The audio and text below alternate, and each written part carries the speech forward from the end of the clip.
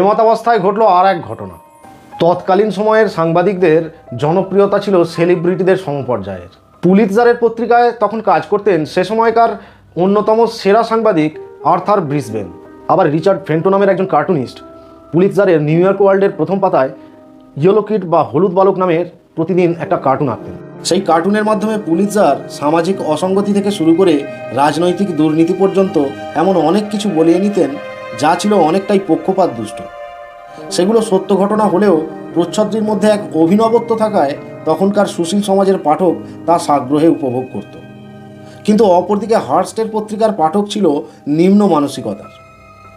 Elite ক্লাসের শিক্ষিত পাঠক শ্রেণীকেও Hurst অধিগ্রহণ করার জন্য পুলিৎজারের পত্রিকার সেই দুই প্রতিভাধর জার্নালিস্টকে অধিক বেতনের প্রলোভনে তার নিজের পত্রিকায় নিয়ে আসে।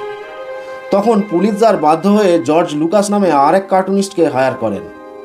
তারপর থেকে উভয় পত্রিকাতেই ছাপা হতে লাগলো ইয়েলো কিডস কার্টুন।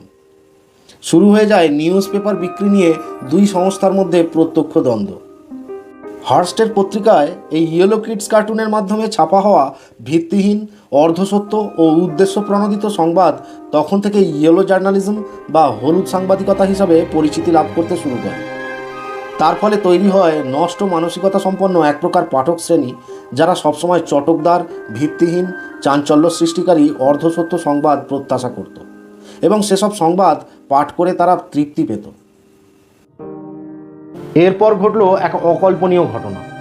ইতিহাসে এমন ঘটনা সত্যিই বিরল। দিনটা ছিল 1898 সালের 15 ফেব্রুয়ারি। কিউবার হাভানায় একটা পোতাশ্রয়ে দাঁড়িয়ে থাকা একটা ইউএস মেরিন জাহাজে আকস্মিক বিস্ফোরণে প্রায় কয়েকশো আমেরিকান নাবিক মারা যায়। হার্স্ট তার পত্রিকায় এই দুর্ঘটনাকে স্পেনের ষড়যন্ত্র বলে আখ্যা দিয়ে ভুয়ো তথ্যের মাধ্যমে তার পত্রিকার ফ্রন্ট পেজে হেডলাইন প্রকাশ করে বসে। তার ফলে নিষ্কলঙ্ক স্পেন আমেরিকানদের মনে কলঙ্কিত হতে শুরু করে। আর দিনের পর দিন হার্স্ট শুধুমাত্র নিজের মুনাফার তাগিদে নিছকই উস্কানিমূলক খবর পরিবেশন করতে থাকে। এর ফলশ্রুতিতে 1898 সালের 25 এপ্রিল সেই দুর্ঘটনার 2 মাসের মাথায় আমেরিকান কংগ্রেস স্পেনের বিরুদ্ধে যুদ্ধ ঘোষণা করে। অগত্যা তখন বাজারে টিকে থাকার লড়াইয়ে পুলিৎজারও হার্স্টের মতো ভুয়ো সংবাদ প্রকাশ করতে শুরু করেন। সেই স্প্যানিশ আমেরিকান যুদ্ধ পুলিৎজার ও হার্স্ট উভয়ের জন্যই একটা লাভজনক বাজার সৃষ্টি করেছিল।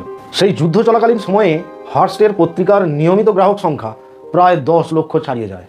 অতএব কয়েকটি শব্দের ও অক্ষরের সামান্য স্থান পরিবর্তন বা সংযোজনের ফলে সত্য মিথ্যায় পরিণত হয়, আর মিথ্যাকে এক লহমায় সত্য বলে সন্দেহ হতে শুরু করে, যা আস্ত একটা যুদ্ধ পর্যন্ত ঘটিয়ে ফেলতে পারে।